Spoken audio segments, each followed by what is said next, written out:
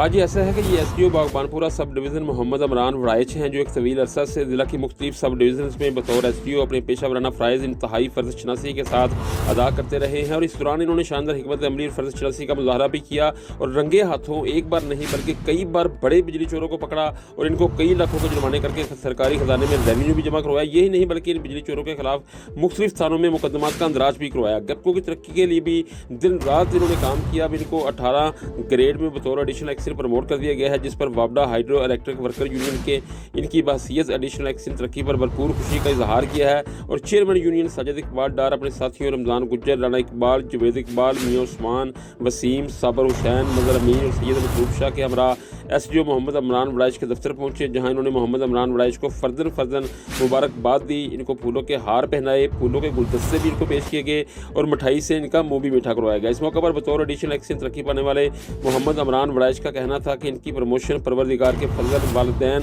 और आप तमाम मोहब्बत करने वाले दोस्तों की दुआओं का नतीजा है। मोहम्मद अमरान वड़ाइच ने इस इज्जत अफजाई पर चेयरमैन साजिद डार और इनके तमाम साथियों का शुक्रिया अदा किया, जबकि यूनियन के तमाम ओहदेदारों ने मोहम्मद अमरान वड़ाइच की मजीद कामयाबियों के लिए अपनी नेक तमन्नाओं का इजहार किया है।